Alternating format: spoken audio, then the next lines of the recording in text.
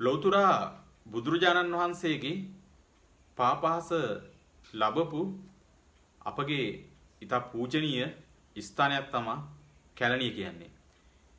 මේ කැලණිය බෞද්ධ ධර්මය බෙදාහරන මධ්‍යස්ථානයක් බවට පත් වුණා. පත් වුණාට පස්සේ මේ කැලණි විහාරයට නිතර කිරිබත් දාණය ලබා දෙන ගමක් තිබුණා. මේ ගමෙන් බොහෝ විට ලබා දෙන්නේ කිරිබත් තමයි දාන විදියට. මේක බොහොම සරුසාර ගමක්. ඉතින් ඒක නිසා මේ ස්වාමින් වහන්සේලා හඳුන්වුවේ අපිට කිරිබත් ගොඩක් ගේන ගම යනුවෙන්. වටේ පිටේ මිනිස්සුත් හඳුන්වන්නේ අර කිරිබත් ගොඩක් දානෙට අරයි යන ගම වශයෙන්.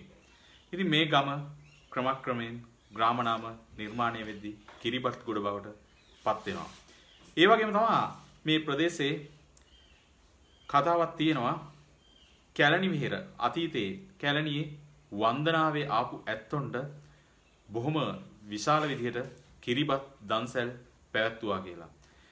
කිරිබත් දන්සැල් පැවැත්වීම හින්දා මේ ප්‍රදේශය ප්‍රසිද්ධ වෙනවා අර කිරිබත් ගොඩක් දෙන ගම විදිහට. මේ ගම සරුසාරයි.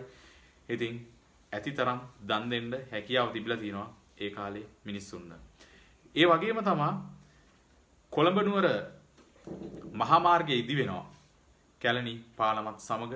ඉතින් ඒ සතුටට මේ ප්‍රදේශයේ ජනතාව හරියට කිරිබත් දන්සැල් දීලා තියෙනවා. ඉතින් ඒ ඈත අතීතයේ ඉඳන්ම කිරිබත් වලට ප්‍රසිද්ධ වුණ ගම තමයි ක්‍රමක්‍රමයෙන් ග්‍රාම නාමය නිර්මාණය වෙන්නේ කිරිබත් ගොඩ යනුවෙන්.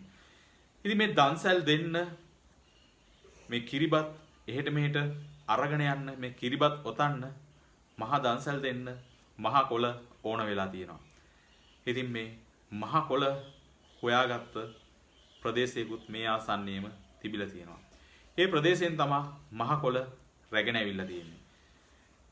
මේ කිරිබත් ගොඩට කිරිබත් ගොඩක් දන්සැල් දෙන්න කිරිබත් ගොඩක් අරයි යන්න මහා කොළ ගෙන ආපු ප්‍රදේශය ප්‍රසිද්ධ වෙනවා මහා කොළ තියෙන ගම විදිහට.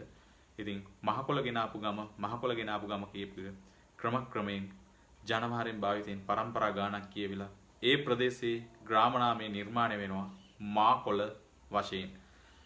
කිරිබත් සඳහා මහා කොළ රැගෙන ආපු ප්‍රදේශය තමයි මා කොළ බවට පත් වෙන්නේ. ඉතින් මෙහෙම තමයි මේ ප්‍රදේශවල ග්‍රාම නාම නිර්මාණය වෙන්නේ. බස්නාහිර පළාතට වෙන්න අද බොහොම දියුණු නාගරික ප්‍රදේශ කිරිබත් ගොඩ සහ මා කොළ. මෙන්න මේ වගේ ජනශ්‍රුති දැන කියා ගන්න නම් දිවෙනේ ජනශ්‍රුති ගැන කතා කරන ප්‍රමුඛතම YouTube channel එක subscribe කරලා තියාගන්න. අපේ Facebook page එකත් follow කරන්න, like කරන්න, මේ දේවල් තව කෙනෙකුට දැක බලා ගන්න, share කරන්න.